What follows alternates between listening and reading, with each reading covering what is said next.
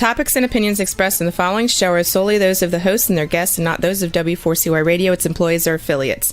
We make no recommendations or endorsements for radio show programs, services, or products mentioned on air or on our web. No liability, explicit or implied, shall be extended to W4CY Radio or its employees or affiliates. Any questions or comments should be directed to those show hosts. Thank you for choosing W4CY Radio. Welcome to the Ask the Expert show on W4CY Radio and Talk4 TV, where we bring you educational information from top local experts in the fields of legal, health, financial, and home improvement. Now sit back and listen to experts in family law, association law, hearing loss, business brokers, home care, along with many other topics. Now here are your hosts, Steve-O and Sophia. Hey, good morning, Florida. Welcome to another Ask the Expert show where we bring you the top experts in the field of legal, health, financial, and home improvement. For about the last 2 years, this has been a local Tampa show, and we made a decision that this show, our expert this morning, is such an important topic that we promote this show throughout the state of Florida. So when I said good morning, Florida, it's because this now is we target Florida instead of just Tampa. I am so excited that we can get more people educated in the field of money management, wealth management.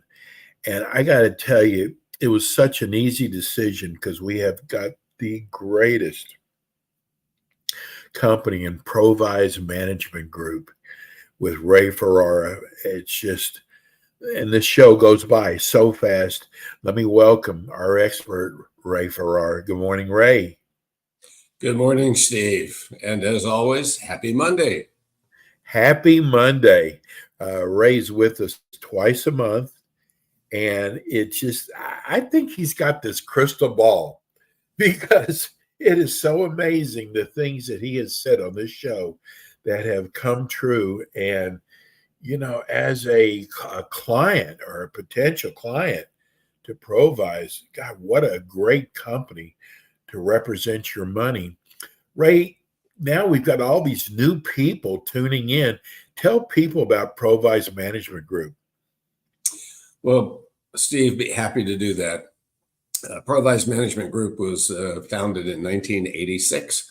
And since that time, we have grown to one of the largest registered investment advisory firms in the country, ranked in the top 300 by Financial Advisor magazine. But we see ourselves as a financial planning firm, first and foremost, and an investment management second. We always believe that the investment management has the opportunity to be more successful once we understand the holistic, greater picture of our clients. We have 14 financial advisors that are backed up by a wonderful staff of 16 folks. We have offices in Tampa and Clearwater, but we have clients scattered over 34 states. And we're managing about $1.9 billion on behalf of those. And we believe that everything starts with a financial plan first and foremost. For some, it's a simple one page with 4 or 5 bullets on it. For others, obviously, it's much more complicated. But we believe that with a written financial plan, the odds of your success increase dramatically. So we always offer a 1-hour free consultation to anyone in either of our offices. And for those that are outside of the Tampa Bay area, we're always available by Zoom and delighted to add new folks to our growing family of clients.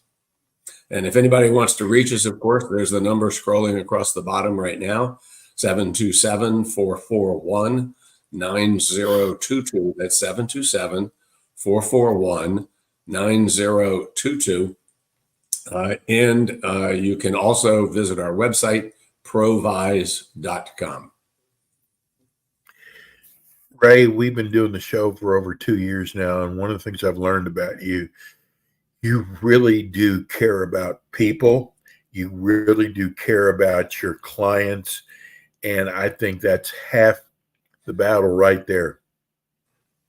Well, there's no question that a personal touch makes a difference, and we connect with our clients not only around their finances, but we know their family.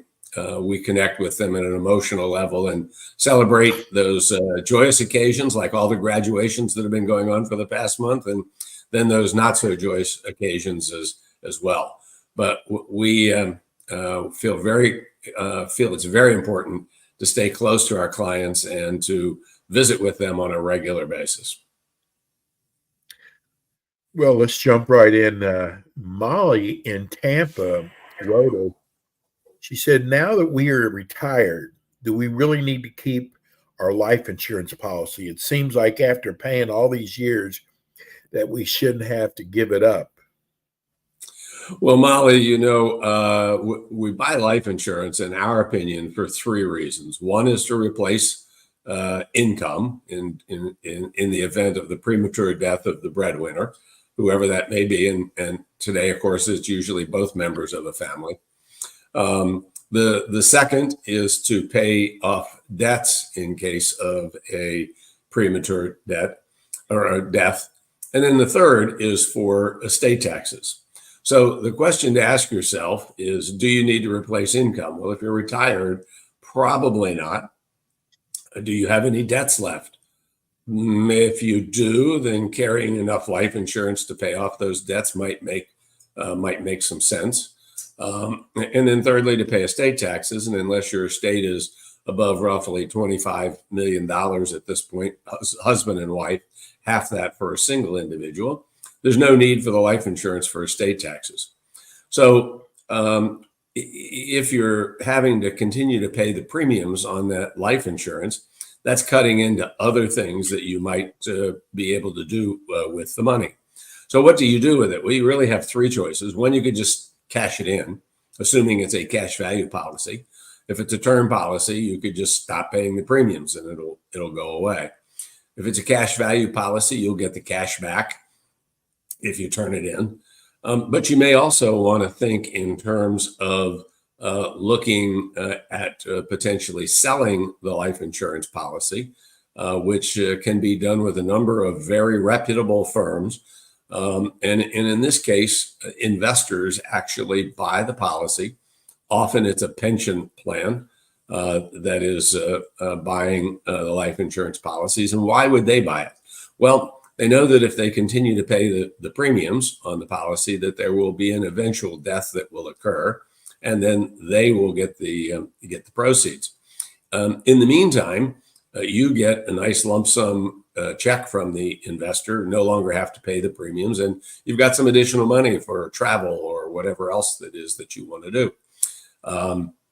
Unfortunately, the healthier you are, I know this is kind of counterintuitive, but unfortunately, the healthier you are, the lower you're going to get for the policy, because they're going to have calculated your longevity actuarially, and healthy people obviously live longer than unhealthy people.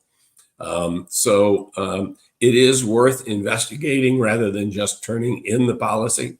Usually, if the policy is over $100,000, it is something that can be sold in what is called the viatical marketplace. And we would encourage you to look at that potential possibility. Again, life insurance for three reasons, Steve: replace income, pay debt, and pay estate taxes. If you don't have a need for any one of those three reasons, you probably don't need any life insurance at all. I know it's hard for people to give it up, that we're all hugging that tree. We paid those premiums all those years, and gosh, you mean I'm not going to collect on it?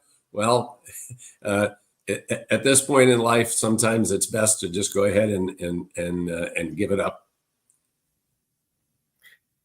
Right? Do you think the governor's going to sign off on this making marijuana legal in Florida?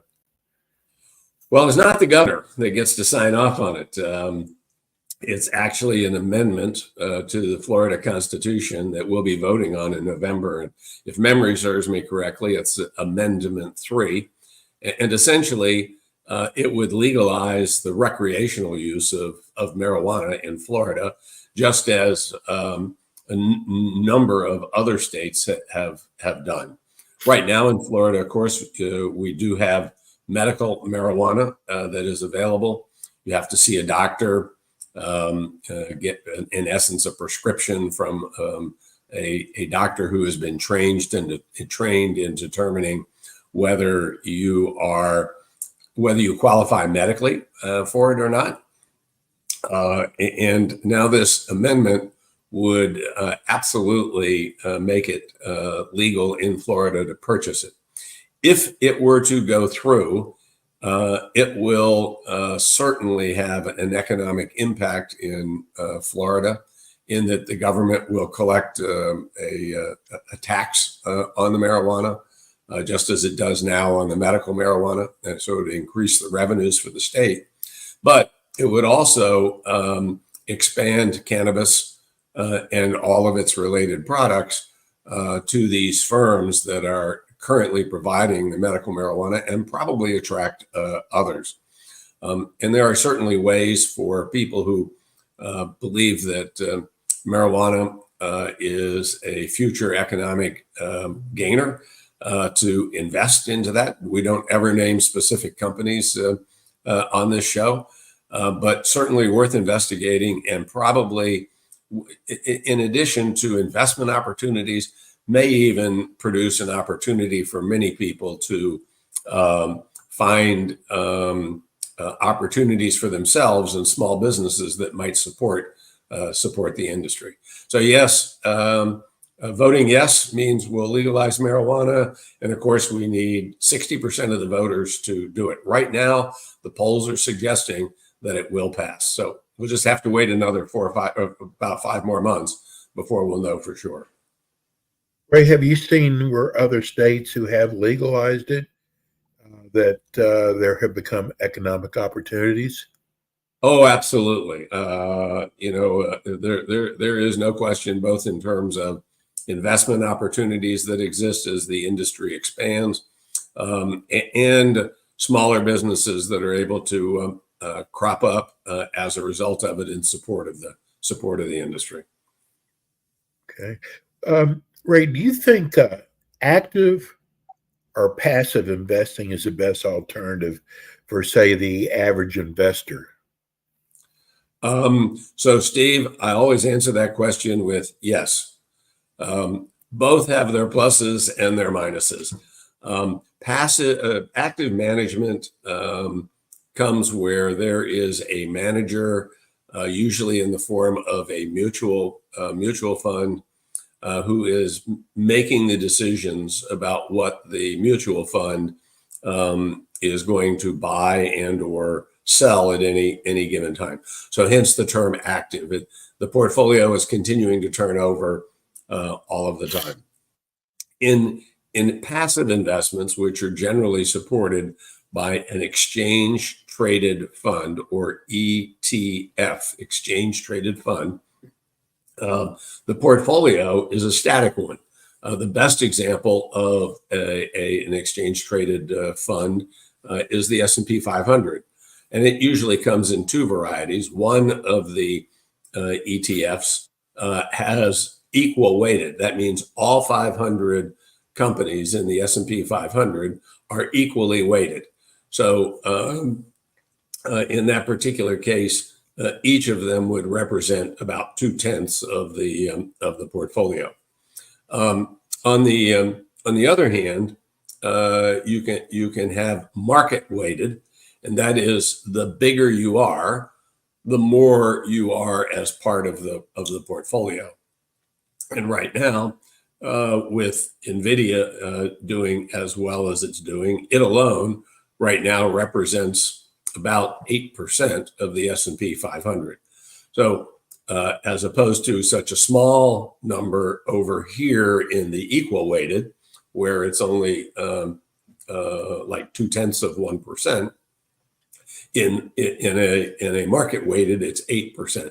So the bigger you are, the more you are. Both are passive, and as a result of there not having to be any turnover and not being any research to be done, once the basket of stocks is put together into an exchange traded fund, the management fee is very small. A typical mutual fund all in is going to have costs that'll be somewhere between 80 and 100 basis points. Where in an ETF, it may have something that's 5 to 8 basis points. So much less expensive.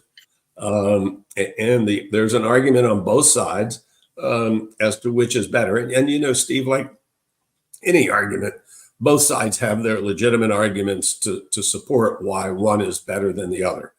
What we have found at Provise is that we use as the core part of our portfolio the passive approach, and then with the active approach, we try to pick managers in areas where we still think there's an opportunity for the active manager to add value beyond whatever the market might do itself.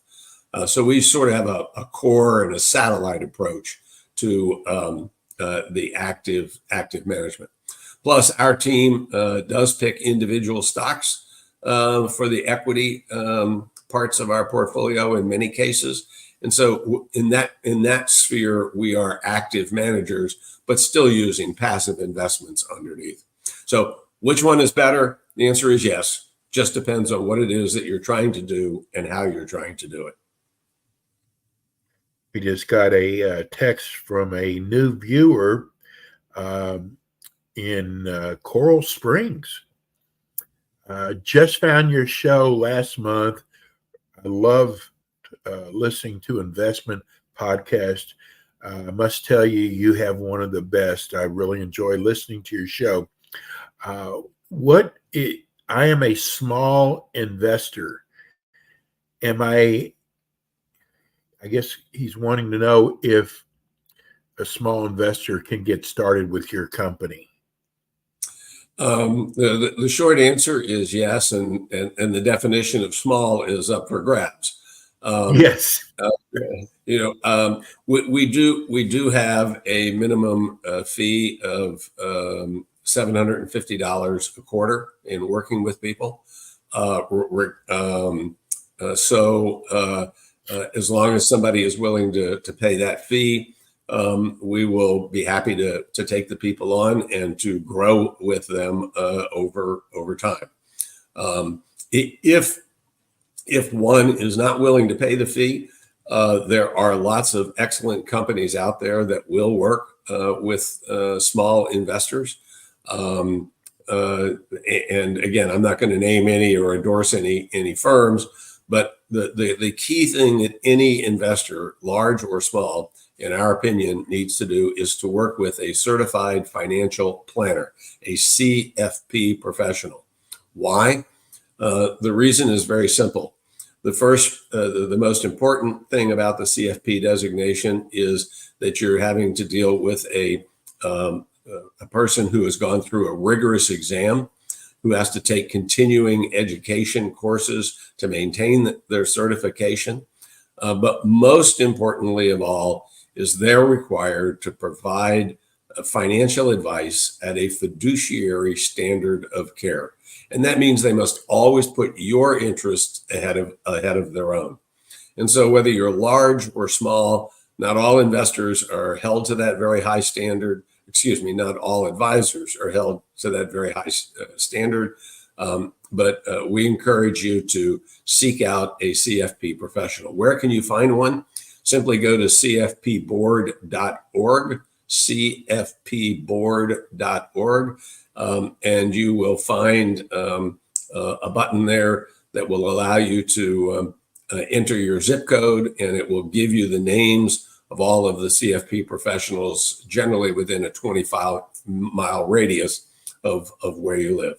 We encourage you to visit with at least 3 of them, because you want to look for someone who has a good tableside manner that you can relate to and who speaks to you at the level that you need to know to understand the investments and the things that you're going to be doing. If somebody says to you, "Hey, don't worry about it, Steve, I know what's best for you," probably time for Steve to walk out the door and find somebody who is a CFP professional.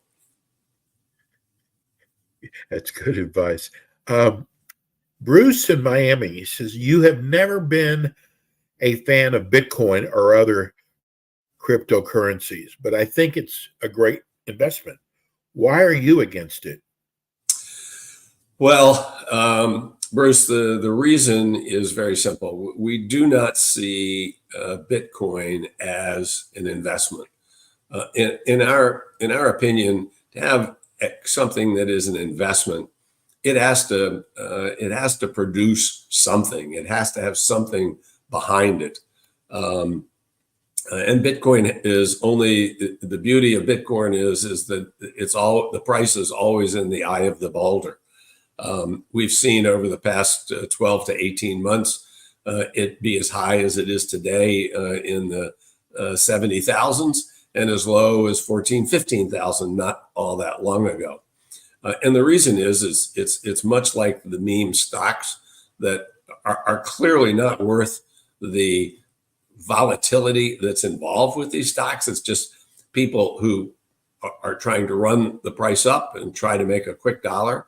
Bitcoin doesn't produce anything. It doesn't have any dividends. There's no way to really value it other than how many people are willing to own it, how many people are willing to sell it. And in those kinds of investments, we see it as something that is not a strong part of our client's portfolio. Steve, as you've heard me say on numerous occasions, we're just vanilla ice cream.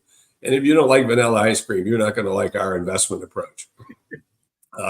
Bitcoin may be a great investment for some who are willing to speculate and to take chances and who can. But for the average investor, it really doesn't have much of a place in their portfolio.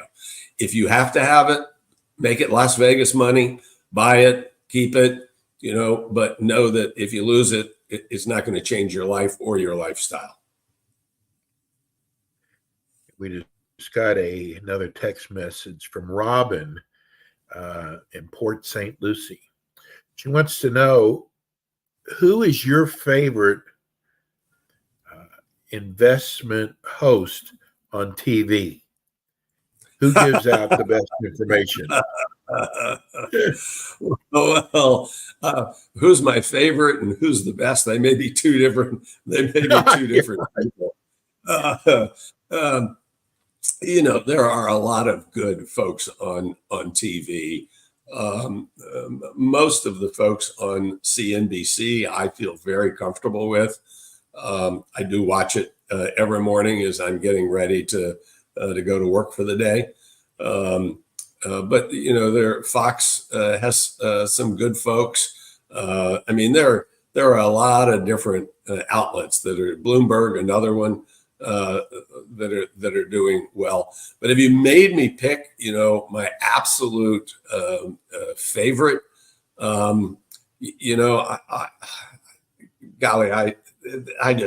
there's just too many good ones to do that. I do love the battles on CNBC in the morning between Andrew, Becky, and the team there. It's good entertainment as well as good information. Okay. Jennifer in Naples, she said, I just inherited my mother's IRA, which is substantial, and I want to hold on to it until I retire in another 10 years. How should I invest it? Well, two things before we talk about how it should be invested. The first thing is did your mom pass away before or after her required beginning date? And what is that? Well, it was either age 70, 72, or now 73. So you need to determine whether your mom was over any of those ages. And again, it changed over time. For instance, for me, it was when I turned 70 that I had to start taking money out. For anybody today, it's not until age 73. Why is that important? The reason that is important is if your mom passed away prior to her required beginning date, you don't have to take any money out at all during the next 10 years. But at the end of the 10th year, you would have to take out 100% because it must now come out over a 10-year period of time. So you would probably be better off investing into a nice moderate program, considering how close you are to retirement. And then over time, withdraw it in smaller amounts over the next 10 years so that you're able to keep the income tax down and that you're not having to pay a big tax if you had to take it 100% out at the end of the 10th year. On the other hand, if your mom was over her required beginning date and was already withdrawing money from her IRA, you must continue to take that money out every year. Now, the interesting twist on all of this is that although that's been the case for the last 2 or 3 years, the IRS has waived that response, or have waived that for the last 3 years. So it's very complicated. It's not simple. It's not straightforward. So visit with a financial professional that can help you sort through the different options that are there, and then determine your own tolerance for risk, and then set up a portfolio that's proportionate to that to set you up for retirement for yourself. Ray, this show always goes by so fast. For those who are listening to podcast or radio, give them your phone number and your website where they can reach you. Sure, Steve. Anybody can reach out to us with a simple question or take advantage of our complimentary 1-hour consultation by calling 727-441-9022. That's 727-441-9022. Or simply go to provise.com. That's PROVISE.com. Provise.com. Ray, we love having you on. You add so much to the show, and we'll see you in a couple weeks.